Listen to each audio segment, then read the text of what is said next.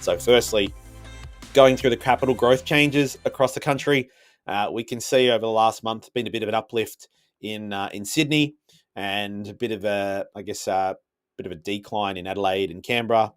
Darwin's had a bit of growth as well. Nationally, we're up. Capital cities were up. The rolling 12-month change, though, we can see since the last mastermind session, I wouldn't say it's the markets are crashing yet. It's definitely not the case. So get back into it. What we can see since the last mastermind, we're losing a little bit of traction through those markets that were quite hot, right? So we've got Brisbane, Perth, Adelaide. The rolling changes since the last mastermind have had a bit more of a pullback. So when I say rolling change, that is kind of where their 12-month position was from the previous mastermind. So about 4 weeks ago. So they've lost about 1.5%, 1.2%. They're still sitting in double-digit territory over the last 12 months. They're still strong, but fair to assume that they're losing a little bit of traction. Darwin has picked up, and Hobart is picking up as well, gaining a bit of steam in there. Of getting a few questions about Hobart as of recently as well. I was speaking to Jacob on Teams before about Hobart, so maybe a little bit of Hobart ready to kick back. There's plenty of videos on the YouTube channel me talking about maybe Hobart being about 6 to 12 months ago. Away, I should say, prior months back. So maybe now Hobart's starting to turn the corner. If we get into the rental growth, so kind of no surprise here for me in terms of rental growth is starting to stagnate a little bit. We've had nearly the best part of 3 years of really, really strong growth in the rental market, double-digit record levels essentially in the rental market. And, it's kind of stabilizing there now. We've had a rate cut. There's talk of a couple more rate cuts. So we can kind of see across the country, Sydney's had a bit of an uplift. I forget the formatting here as well, but Melbourne's had an uplift. So has Brisbane. Perth has declined a very, very small amount. Adelaide's pulled back a small amount. Canberra's up. Darwin's pulling back. Hobart's pulling back.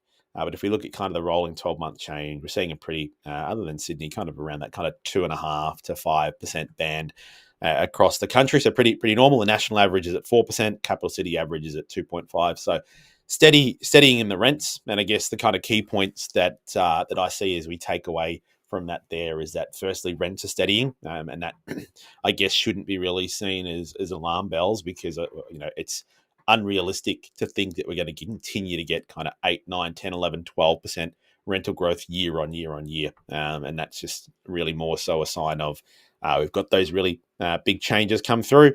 We're now going to a period where potentially we're in whether you call it a consolidation on interest rates, or whether you're saying we're starting to get a bit of pullback. So rents start to steady out. There's some stabilizing in some of those heated markets, so particularly WA, Brisbane, and Adelaide, starting to get back from those crazy 20% kind of growth rates as well.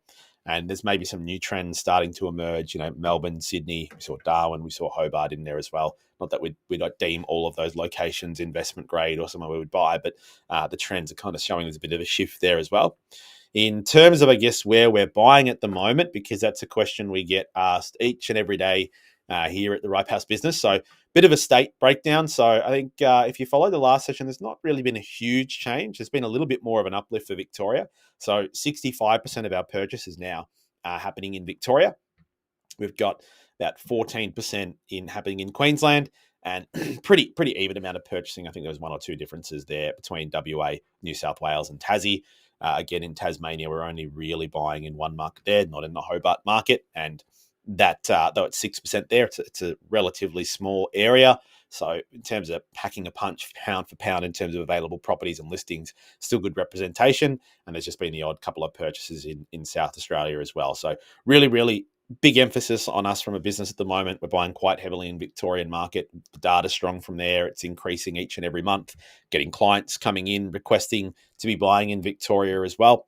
So there's no surprise to myself here. And I guess the theme, since we really kind of re-kicked off these mastermind sessions, a few months ago, we maybe were at about, I'd have to really kind of scratch my head. I think we're maybe at 45, 50% mark, and now we're up to 65% and being pretty consistent around there. I don't see it really probably going past 70 to 75%, because ultimately clients come in, they sometimes need diversity. They may want to completely avoid Victoria for just personal preferences or how their portfolio already sits as well. So 60 to 65% is still the highest I've seen a state be for us for the last few years.